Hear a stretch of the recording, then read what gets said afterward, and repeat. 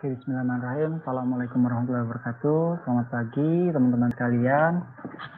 Jadi di sini saya akan memaparkan laporan berkala program kerja Tim Bantuan Medis Sriwijaya Kabinet Inspirasat masa bakti 2019-2020.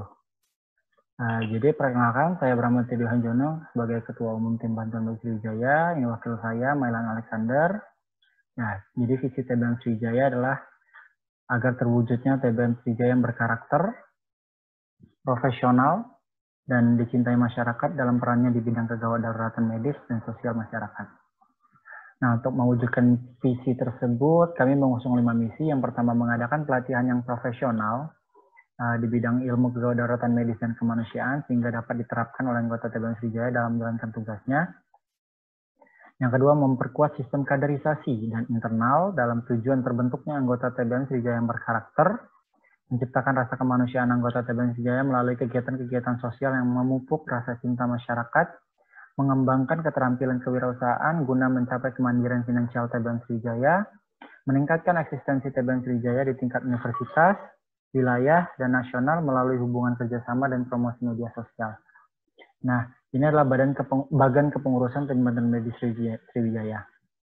Jadi ada bendahara, sekretaris, divisi PHF, diklat, eksternal, infokom, kardinal, pengmas, dan satgas.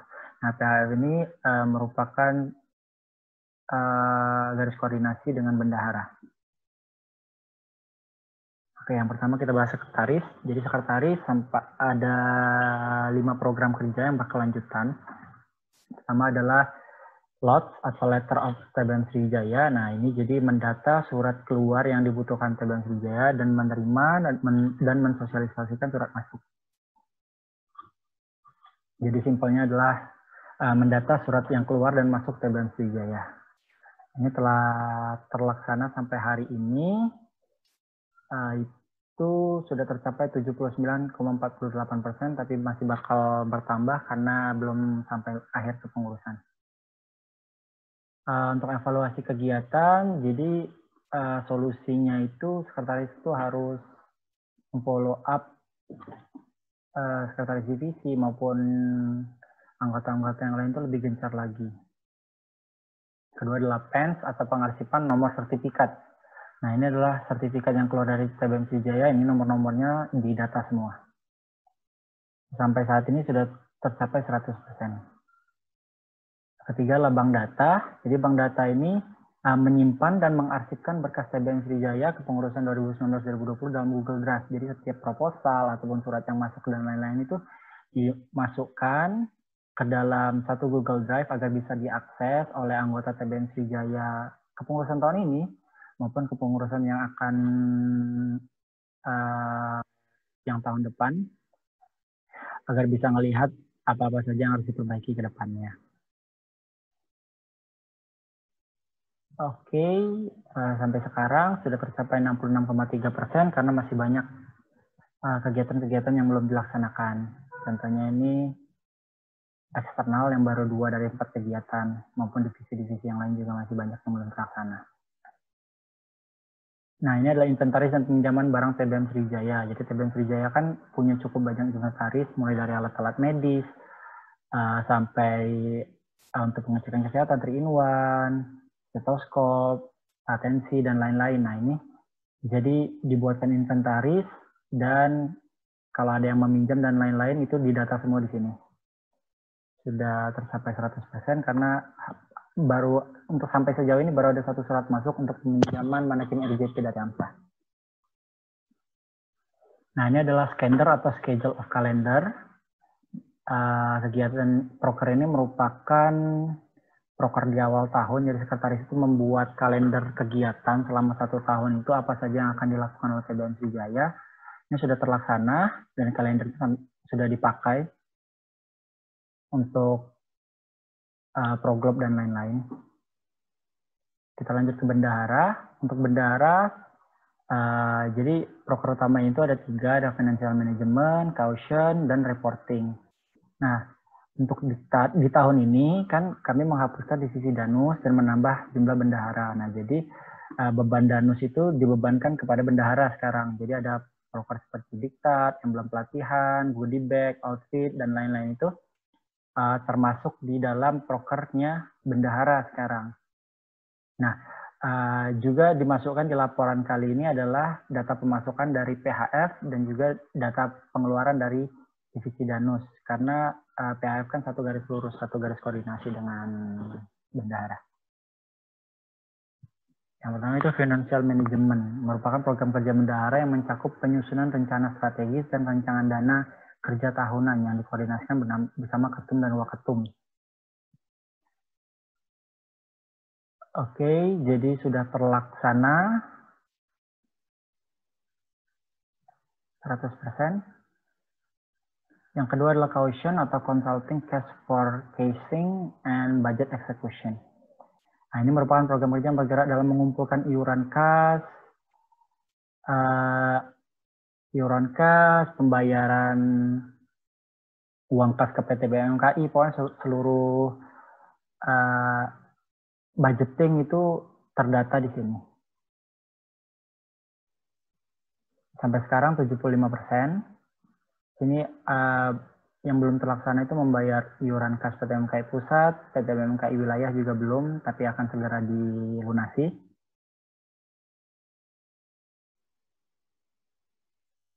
Oke, untuk evaluasi harus ditingkatkan koordinasi antara bendahara dengan utusan setiap kelas, karena penagihan iuran kas TBM-nya agak sedikit susah, apalagi di zaman pandemi sekarang. Selanjutnya berkoordinasi dengan bendahara PT BMKI Pusat dan PT BMKI Wilayah 1 perihal pembayaran uang kas. Selanjutnya berkoordinasi kepada pihak dekanat untuk mencairkan dana deposit yang masih tertahan. Selanjutnya ada reporting, yaitu memberikan dan menyajikan data laporan keuangan pemasukan dan aliran dana setiap 3 bulan sekali. Jadi tujuan dari proker ini adalah untuk LB sebenarnya, untuk persiapan LB. Jadi setiap LB kan 3 bulan sekali harus sudah disiapkan laporannya. Nah, baru tercapai 66,6% karena LB kan baru sekali, tapi kan digabung LB1 dan LB2. Jadi 66,6%. Nah, ini masuk ke program kerja bendahara yaitu Diktat. Jadi TBM Sriwijaya ini salah satu danusnya atau salah satu dana dan usahanya itu menjual diktat kepada mahasiswa PSPD Unsri.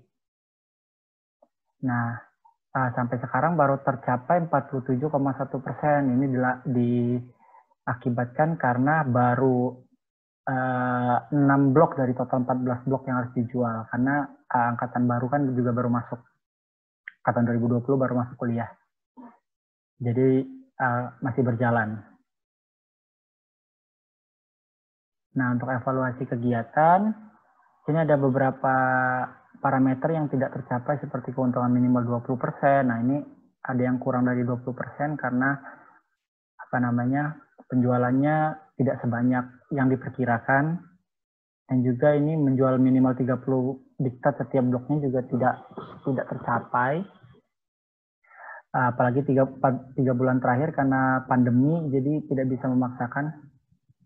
Karena yang untuk beli diktat di zaman pandemi ini minatnya cenderung menurun.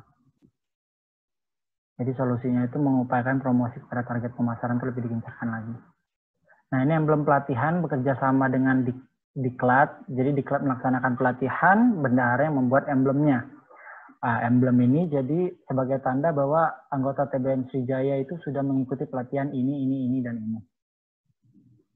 Sudah 100% tercapai. Ada TBM Sriwijaya goodie bag. Jadi ini adalah penjualan merchandise TBM Sriwijaya berupa slayer, name tag, kartu keanggotaan, cenderamata, termasuk pena, buku saku, dan lain dari TBM Sriwijaya itu dimasukkan dalam proker ini. Tercapai 88,6% dari 100, tapi ini masih berjalan. TBM Sriwijaya Outfit, jadi untuk anggota-anggota baru itu kan harus memiliki baju PDH dan juga rompi TBM Sriwijaya. Nah, ini prokernya yang mengurusi untuk 2 hal tersebut. Jadi sudah diproduksi semua bajunya, PDH, rompi juga sudah, dan juga sudah disebarkan ke angkatan 2019. Nah, Ini yang kita masukkan tadi, data pemasukan dan pengeluaran PHF. Ya, jadi untuk PHF ini cuman sampai tanggal 15 Maret 2020, karena lewat dari tanggal itu Dekanat sudah menetapkan bahwa tidak boleh lagi kegiatan kampus. Juga TBM Sriwijaya mengambil kebijakan untuk menghentikan sementara kegiatan PHF ini sampai waktu yang belum ditentukan, sampai kondisi benar-benar aman. Jadi dari awal kepengurusan sampai sekarang ini adalah laporannya. Masukannya dengan total 25 juta dan pengeluaran 15 juta, jadi ada surplus 10.548.450 rupiah. Nah, ini kegiatan PHF tidak dapat dilaksanakan selama masa pandemi, jadi sepertinya laporannya akan berhenti di sini saja. Hanya data pemasukan dan pengeluaran Danus. Nah, ini adalah penyusunan peraturan pengawasan dan mengimbangi jalannya pengelolaan dana usaha.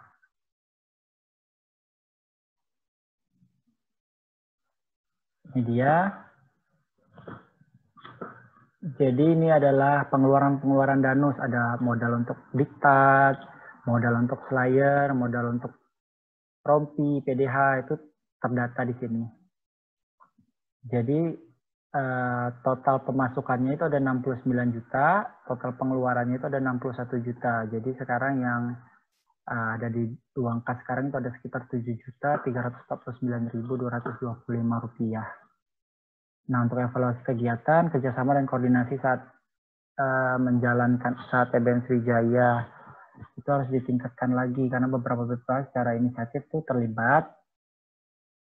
Jadi koordinasi harus ditingkatkan dan pendataannya juga harus lebih rapi. Oke, bismillahirrahmanirrahim, kita lanjutkan. Sekarang kita lanjutkan ke divisi kardinal atau kaderisasi dan internal. Jadi divisi kardinal sampai sekarang itu telah melaksanakan 6 program kerja. Yang pertama itu adalah pelantikan dan rapat kerja TBM Sriwijaya. Nah, ini dilaksanakan pada tanggal 30 November, tepatnya di ruang Eskolab Kampus Madang FK Unsri. Kegiatannya itu berupa pelantikan untuk pengurus atau badan pengurus harian TBM Sriwijaya beserta pengurus-pengurus yang lain, dan juga pemaparan program kerja yang akan dilakukan selama 1 tahun nanti. Nah, ini telah terlaksana. Total persentase keberhasilan sebesar 93,16%. Untuk kekurangan dikarenakan kesibukan angkatan 21. Sebenarnya bukan angkatan 21 saja, tapi senior-senior TBM Sriwijaya yang lain itu diundang semua untuk menghadiri. Tapi gara-gara kesibukan, ada yang koas, residen, dan lain-lain, jadi cukup sedikit yang bisa menyempatkan diri untuk hadir. Solusinya adalah follow up BPH-nya itu harus digencarkan lagi. Nah, gathering 1 ini sebenarnya digabung kegiatannya jadi 2 kegiatan dalam satu waktu. Jadi sama-sama tanggal 30 November 2019. Tempatnya juga sama. Nah, gathering ini dimaksudkan untuk keakraban antara anggota dan senior tadi. Tingkat keberhasilannya 91,3%. Untuk kekurangan sama seperti yang tadi, karena BPH-nya termasuk sedikit yang hadir, jadi harus di-follow up untuk tahun ke depannya. Oh, juga untuk konsumsi, ya sama sih, karena BPH-nya nggak hadir, jadi konsumsinya berlebih. Jadi mungkin tahun depan untuk bisa diperhitungkan lagi. Lanjut, yang ketiga itu open recruitment yang pertama. Nah, ini dilaksanakan tanggal 2 Februari 2020 di Kampus Madang Unsri. Nah, kegiatan ini fokusnya yaitu untuk wawancara dan tes fisik untuk anggota TBM Sriwijaya. Telah terlaksana juga sebesar 91,5% total persentase keberhasilan. Untuk kekurangan sebenarnya masalah-masalah teknis seperti rundown yang mundur sama miskomunikasi antar panitia. Jadi solusinya untuk tahun depan mungkin koordinasinya benar-benar ditingkatkan lagi, dan mungkin rapatnya diadakan agak lebih sering biar lebih tahu jalannya kegiatan. Lanjut, yaitu open recruitment yang kedua itu dilaksanakan tanggal 22 Februari 2020. Nah, tempatnya ini salah, tempatnya di Jakabaring, venue ski air bekerja sama dengan Basarnas. Jadi pelatihan upper recruitment-nya itu ada pelatihan water rescue dan basic life support. Untuk total keberhasilan 93,815%. Nah, untuk nilai negatif karena kegiatannya outdoor mungkin harus diperhitungkan jika hujan acaranya harus seperti apa dan lain-lain. Juga untuk koordinasi dengan Basarnas. Karena biasanya Basarnas tuh rundown-nya punya rundown sendiri ya, jadi untuk dicocokkan terlebih dahulu. Ya, Recruitment 3 dilaksanakan tanggal 14 Maret di Jasdam 2 TBM Sriwijaya, di Jasdam 2 Sriwijaya. Jadi kegiatan ini fokusnya itu untuk melatih kedisiplinan dan kerjasama anggota TBM Sriwijaya. Jadi seperti tes-tes fisik seperti melewati tali, dan games-games kerjasama yang lain. Telah terlaksana juga sebesar 95,8 total presentasi keberhasilan. Untuk kekurangan, sebenarnya masalah-masalah teknis juga, yaitu rundown-nya berganti. Juga satu yang perlu diperhatikan kalau tempatnya masih sama, yaitu di Jasdam, itu toiletnya jauh sekali dari tempat utama tempat utama opreknya, jadi harus disediakan kendaraan. Nah, ini inaugurasi TBM Sriwijaya dilaksanakan 2 hari, yaitu Sabtu Minggu tanggal 8 sampai 9 Agustus. Nah, sebenarnya acaranya ini harusnya menginap 1 hari gitu, bikin perkemahan, tapi gara-gara pandemi, jadi waktunya dimundurkan dari tanggal 8 Agustus, juga tempatnya diganti menjadi aplikasi room meeting Zoom. Ya, kegiatannya berupa ada pelatihan pengenalan kepecintaan alam, sama kepemimpinan, dan juga melantik anggota TBM Sriwijaya. Tingkat keberhasilan 98%, kekurangannya ya karena online, jadi ada gangguan sinyal, sama mungkin gara-gara online juga keinginan atau partisipasinya itu agak menurun dibandingkan tahun yang kemarin. Oke, jadi kita lanjutkan divisi selanjutnya, yaitu divisi diklat atau pendidikan dan latihan. Nah, sampai sekarang itu telah terlaksana sebenarnya 4. Yang terakhir itu ada basic surgical skill atau BSS, tapi baru beberapa hari kemarin, jadi laporannya belum sempat dimasukkan.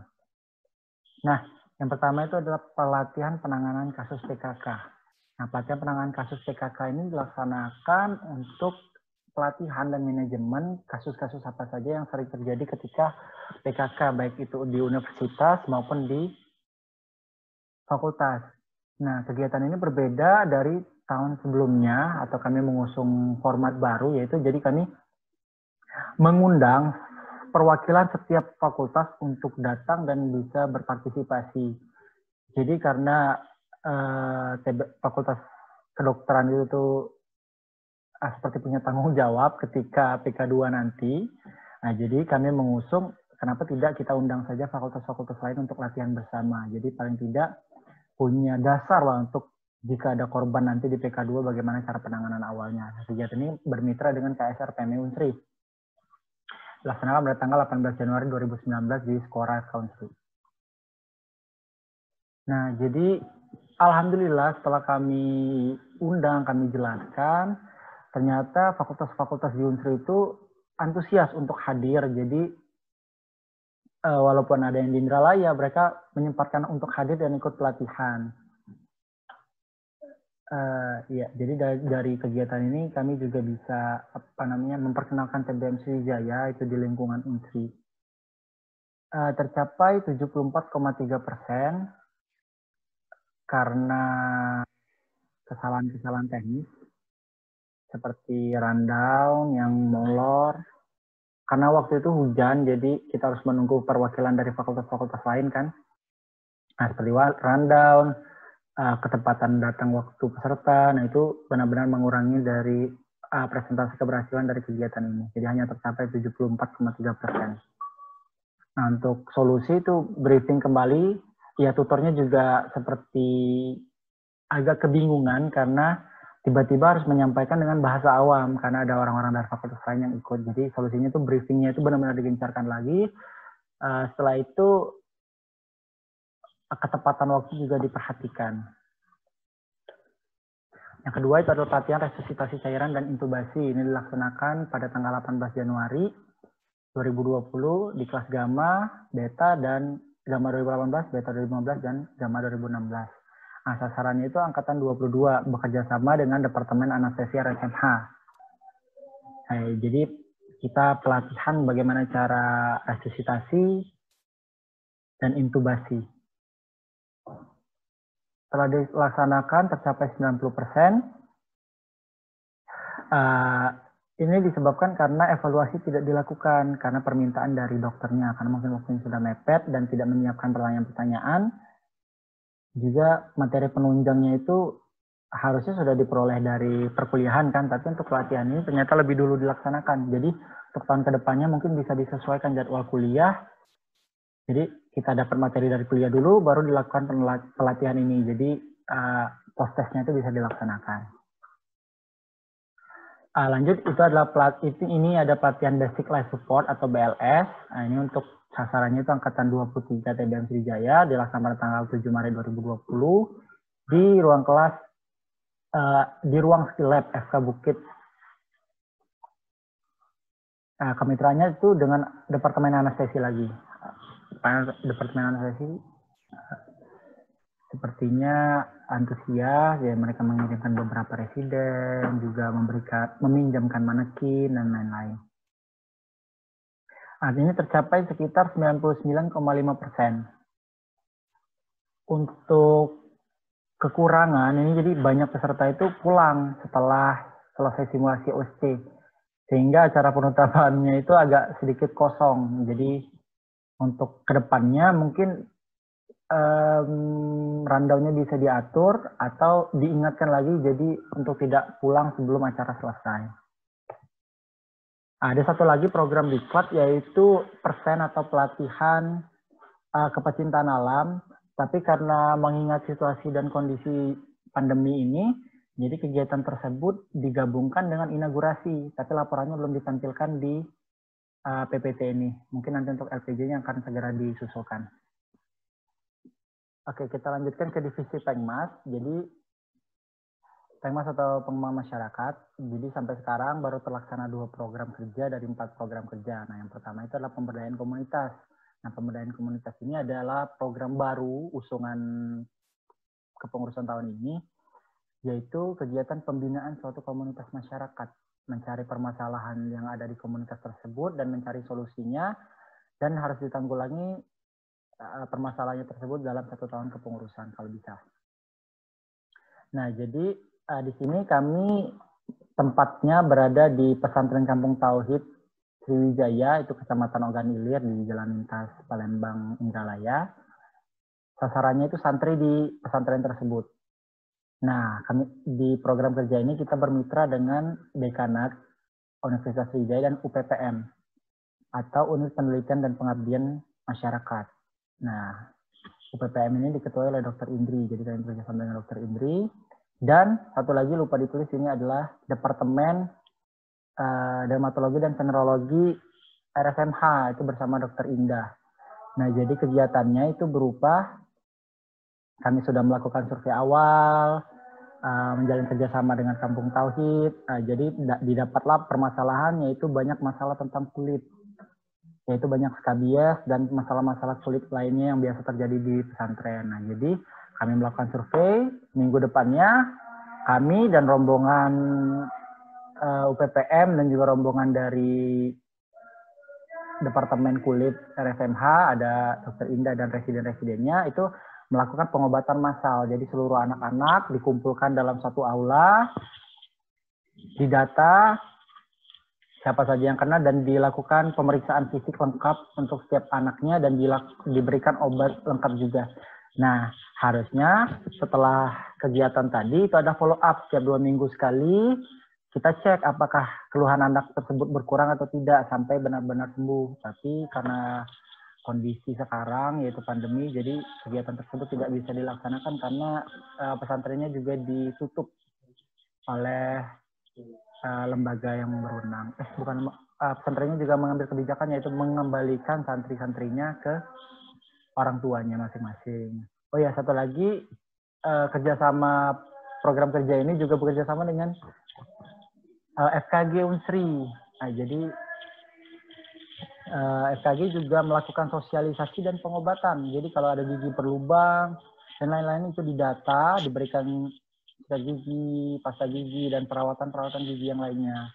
Jadi kegiatannya ini lumayan besar dan memakan dana yang lumayan besar juga. Tapi alhamdulillah, walaupun terhenti di tengah jalan, total presentasi keberhasilannya masih 70%. Tapi kegiatan ini tidak bisa kami lanjutkan lagi. Karena memang pandemi sepertinya belum bakalan berakhir sampai akhir kepengurusan nanti. Nah, nilai positif, jadi anggota TWM Sriwijaya itu mendapatkan pengalaman baru. Jadi yang menganamnesis anak-anak di pesantren itu adalah anggota TWM Sriwijaya. Jadi kami seperti dapat pengalaman baru, bagaimana cara melakukan pemeriksaan fisik, bagaimana cara melakukan anamnesis untuk anak-anak yang terkena penyakit kulit. Nah, untuk pesantren Kampung Tauhidnya, mereka mendapatkan edukasi, mendapatkan pengobatan, mendapatkan pencegahan juga. Nah, kalau untuk kekurangan, kegiatan pemberdayaan komunitas ini bekerjasama dengan UPPM seperti yang saya jelaskan tadi, sehingga jadwal kegiatan proker itu harus menyesuaikan UPPM karena kan dokter lumayan sibuk. Nah, jadi kegiatannya tidak dapat berjalan sesuai dengan jadwal yang awal, jadi ada beberapa pergantian tanggal seperti itu. Solusinya di awal sekali nanti untuk tahun depan kalau masih ingin dipertahankan, harusnya dipertahankan ya. Harus membuat MOU atau Memorandum of Understanding di antara TBM Sriwijaya dan UPPM. Jadi di situ langsung ditentukan tanggal sekian. Jadi tidak molor atau tidak berganti-ganti lagi tanggalnya.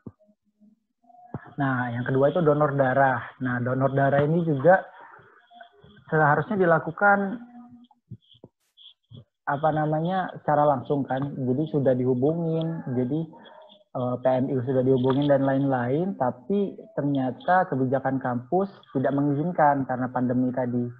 Jadi di sini kami memutar otak dan bagaimana caranya agar tujuan dari program kerja ini tercapai. Jadi dicetuskanlah ide baru, yaitu kegiatan donor darah ini diubah menjadi seminar online seperti itu. Jadi kami memberikan edukasi lewat platform Instagram mengenai sistem darah, ABO, sistem resus, dan lain-lain. Nah, setelah itu kami memberikan kuis untuk menambah minat. Jadi kepada 3 pemenang yang berhasil menjawab yang paling tepat dan paling cepat, itu diberikan voucher senilai 50.000.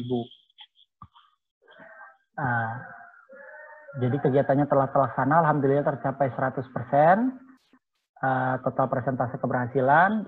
Untuk nilai negatif, jadi untuk kuis tadi masih ada yang salah menjawab. Nah, jadi untuk solusinya lebih baik, promosinya lebih digencarkan lagi, dibuat yang lebih menarik lagi. Kalau bisa dibuatkan benar-benar seperti webinar seperti itu biar lebih mengerti lagi.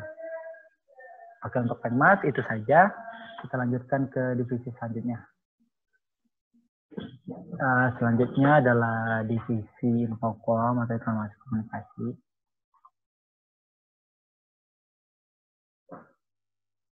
Oke, sampai saat ini telah terlaksana 7 program kerja dari Infokom. Yang pertama adalah Inspirasa, atau pembuatan profil kerja TBM Sriwijaya. Dimulai dari foto-foto setiap anggota divisi maupun kerangka-kerangka bagan kepengurusan. Nah, ini dibuat oleh Infokom dan di-post di Instagram. Bisa dilihat hasilnya di Instagram TBM Sriwijaya. Total presentasi keberhasilan 100%. Selanjutnya yaitu Visual Identity Project atau VIP. Nah, ini adalah program kerja membuat aspek visual, yaitu berupa lambang, penentuan key colors, color palette, typeface, font, color, dan lain-lain. Untuk template jika TBM Sriwijaya ingin post dan lain-lain, bisa dilihat hasilnya di Instagram TBM Sriwijaya. Juga bisa dilihat setiap ada snapgram, itu kan menggunakan template yang sudah ditentukan sejak awal. Nah, ini terlaksana di awal kepengurusan, sudah 100%. Selanjutnya ada TBMS Today, jadi ini adalah update setiap kegiatan-kegiatan apa saja yang dilakukan TBM Sriwijaya. Contohnya ketika ada pelatihan, nah maka akan diupload di Instagram, baik di Snapgram maupun di post, feed. Itu bisa dilihat di IG TBM Sriwijaya juga. Setelah terlaksana 100%, walaupun masih berlangsung sampai sekarang. Selanjutnya ada video dokumentasi. Nah, dokumentasi ini mirip TBMS Today juga, tapi ini berupa video, jadi dia mendokumentasikan kegiatan-kegiatan apa saja yang dilakukan. Juga sudah terlaksana 100%. Selanjutnya adalah in-school. Nah, in-school ini merupakan kegiatan workshop non-formal yang mengajarkan teknik-teknik mendesain, cara edit video. Nah, ini ditujukan untuk anggota Infocom kepengurusan tahun ini. In-school ini dilaksanakan 2 kali. Ini yang pertama telah tercapai 100%. Ini in-school yang kedua. In-school yang kedua ini dilaksanakan 21 Juni 2020 kemarin lewat meeting Zoom. Nah, tingkat keberhasilan yang tercapai adalah 72,2%. Hal ini diakibatkan beberapa peserta berhalangan hadir, mungkin karena ada kegiatan. Juga untuk pengumpulan tugas juga tidak seoptimal yang diperkirakan. Jadi hanya dapat 72,2%. Untuk evaluasi dan solusi, jadi rundown harus tetap diperhatikan karena kemarin ada sedikit keterlambatan. Untuk peserta juga diwajibkan hadir dan juga gangguan sinyal harusnya sudah diantisipasi sebelum dimulai kegiatan pelatihannya. Nah, yang terakhir ada MOTD atau Moment of the Day. Jadi seperti hari-hari besar, hari kemerdekaan, atau hari sesi sedunia, atau hari peringatan-peringatan kenegaraan lainnya, itu dibuatkan poster dan dipost di feed Instagram TBM Sriwijaya. Nah, sampai saat ini telah tercapai 85%. Jadi dikarenakan karena belum sampai akhir, jadi masih ada beberapa yang belum dipost. Untuk evaluasi kegiatan, ada beberapa poster di bulan-bulan selanjutnya yang belum dikumpulkan, jadi kejar-kejaran follow up seperti itu. MOTD juga baru melalui platform Instagram saja, belum melalui Line. Nah, untuk solusi, koordinator itu harus senantiasa mengingatkan anggota-anggotanya untuk mengerjakan MOTD tersebut. Oke, dari info selanjutnya adalah divisi Satgas atau satuan tugas. Nah, program kerja Satgas ini selama 1 tahun kepengurusan sudah terlaksana kurang lebih 6 proker. Pertama adalah Kopassus atau Koordinasi Pasukan Satgas Khusus untuk acara Pormafka. Jadi, proker ini berupa ketika ada acara Pormafka, baik opening maupun perlombaan-perlombaan yang dilaksanakan oleh BEM dalam kegiatan Pormafka. Nah, TBM Sriwijaya ini akan ikut membantu di bidang penanganan kegawat daruratan dan pertolongan pertama pada kecelakaan atau P3K. Jadi jika ada pertandingan basket, pertandingan futsal, badminton, nah itu akan ada anak-anak Satgas yang berjaga untuk antisipasi jika ada yang terluka. Kopassus Pormafka ini juga termasuk diantaranya untuk menjaga ketika opening.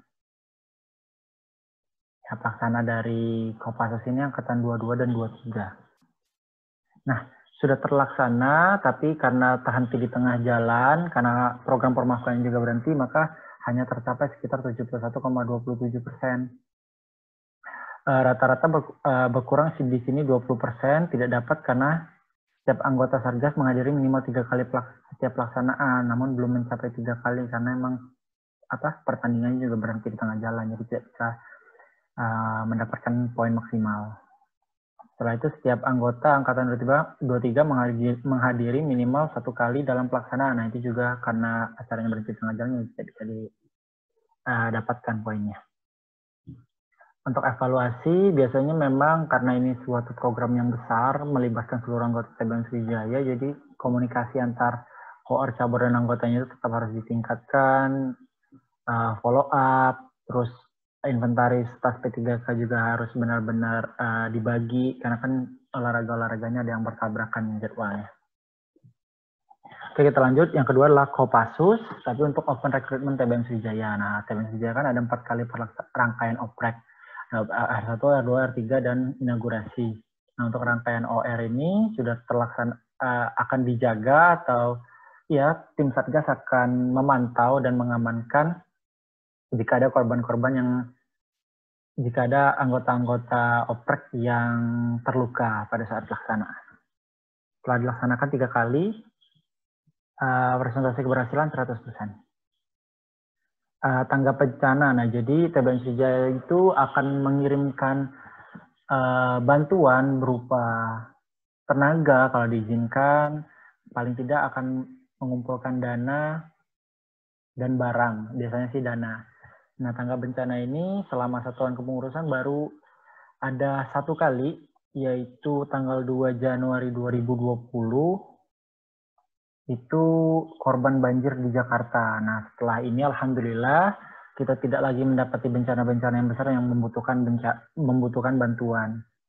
Nah, jadi parameter keberhasilannya 90% di sini. Oke, selanjutnya Satgas on Simulation. Nah, Satgas on Simulation ini adalah proker untuk mencari dan membentuk tim yang akan mengikuti lomba dan mengadakan pelatihan oleh expert.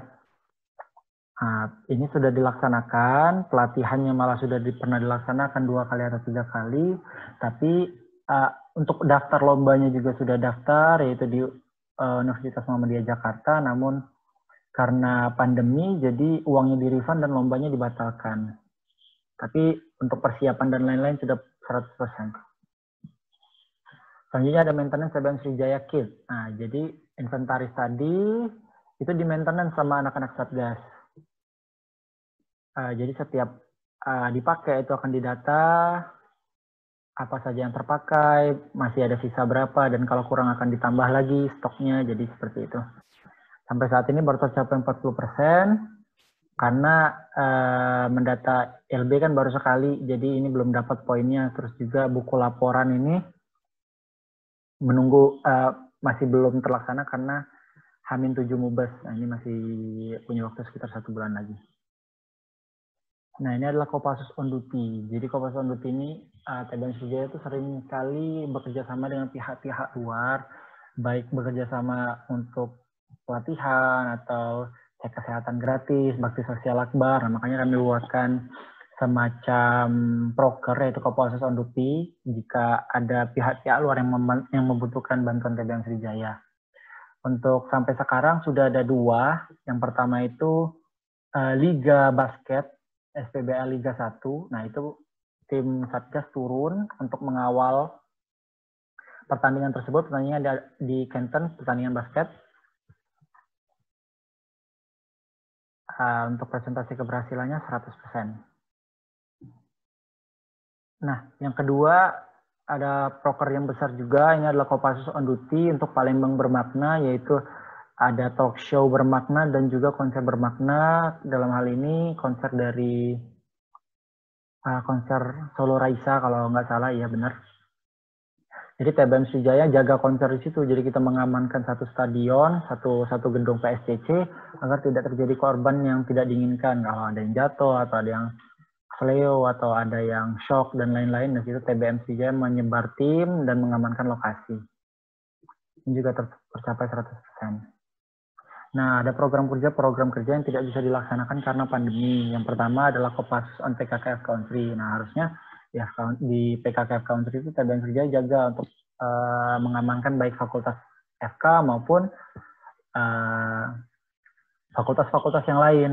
Namun karena PK2-nya dilaksanakan secara online, maka ini tidak bisa dilaksanakan. KMM juga serupa dan TBM Sriwijaya PKK juga serupa.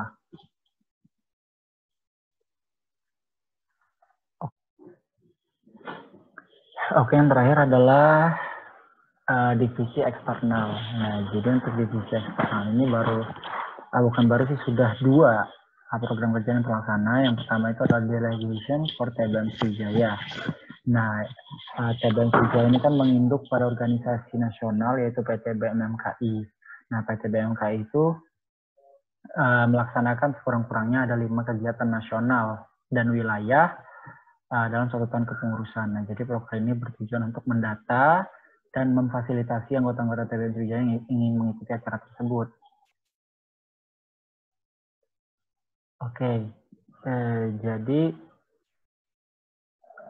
untuk saat ini sudah ada 2 kegiatan, yaitu Rakerwil dan Sembak Sosnas yang dilaksanakan oleh PT BMKI dan telah diikuti oleh TBM Sriwijaya. Yang pertama itu Rakerwil. Nah, Rakerwil diikuti oleh 1 orang dari TBM Sriwijaya, yaitu Satya Nada sebagai perwakilan. Nah, karena minimal 2 dan hanya 1, makanya setengah 27,5. Sisanya, jadi totalnya 72,5% ini untuk yang Rakerwil. Nah, untuk yang Sembak Sosnas, itu belum dimasukkan ke dalam parameter keberhasilan karena masih kegiatannya baru terlaksana beberapa minggu kemarin dan belum dimasukkan ke dalam file ini. Secepatnya akan dimasukkan. Proker selanjutnya itu kolaborasa atau collaboration with Inspirasa. Jadi seperti yang Satgas tadi, jika ada yang ingin bekerja sama maupun TBM Sriwijaya meng-approach untuk kerjasama, nah maka kolaborasa inilah yang mewadahi. Jika ada surat masuk ingin kerjasama, maka masuk ke kolaborasa maupun TBM Sriwijaya ingin mengirimkan atau bekerjasama dengan pihak luar, maka kolaborasa yang akan mewadahi. Nah, kolaborasa ini sudah 2 kali terlaksana. Yang pertama itu yang senada sama Satgas tadi, yang konser bermakna. Nah, ini yang melaksanakannya adalah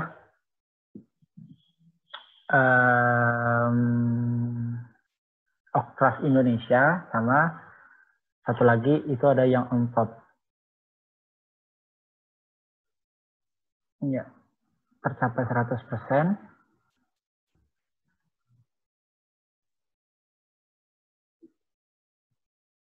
Ini yang on top juga, yang on top ada sedikit masalah. Harusnya kita dihadiri minimal 3 orang saat pelaksanaan. Namun pada pelaksanaan itu berbarengan dengan open recruitment TBM Sriwijaya yang pertama. Jadi kami tidak bisa mengirimkan anggota karena waktu itu sangat butuh anggota yang lain. Jadi presentasinya 0 dan 65% totalnya. Nah, ada 2 program kerja lagi seharusnya yang bisa dilaksanakan, namun karena pandemi ini terpaksa harus ditiadakan. Yang pertama itu ada Latgab Irama. Nah, Latgab Irama ini selain karena pandemi, itu juga karena kita kan bekerja sama dengan TBM Manuver Universitas Muhammadiyah Palembang. Tapi mereka sekarang sedang berhalangan karena sedang sibuk open recruitment, jadi tidak bisa melaksanakan latihan gabungan. Nah, jadi untuk acara Latgab ini kami ganti dengan proker satu lagi, ada yang namanya Seminar Nasional. Sekarang lagi digarap, kemungkinan bulan 10 atau bulan 11 akan dilaksanakan. Kalau untuk yang kedua, TBM Sriwijaya PK Country tidak bisa dilaksanakan karena dilaksanakan secara online atau daring. Nah, karena ini adalah divisi terakhir, maka ini adalah rekapan dari ketercapaian masing-masing divisi. Yang pertama itu sekretaris, sampai saat ini sudah 90,56%, bendahara sudah 82,4%, PHF karena terhenti tengah jalan tadi hanya mendapat sekitar 39,58% dan sepertinya tidak akan bertambah lagi. Kardinal 62,62% karena masih ada sekitar 2 atau 3 proker lagi yang belum terlaksana. Eksternal masih ada 1 proker lagi yang belum terlaksana, jadi 51,67%. Diklat masih ada 1 proker lagi, 87,93%. Satgas 83,54%. Pengmas masih ada 2 proker lagi, jadi baru 34%. Infokom hampir sudah semuanya tercapai 92,86%. Nah, kira-kira inilah laporan berkala dari TBM Sriwijaya. Lebih dan kurang saya mohon maaf. Terima kasih yang telah menonton video ini. Mohon jika ada kekurangan, mohon untuk diberitahukan kepada pihak TBM Sriwijaya agar bisa diperbaiki. Saya rasa hanya itu saja. Saya akhiri. Wassalamualaikum warahmatullahi wabarakatuh.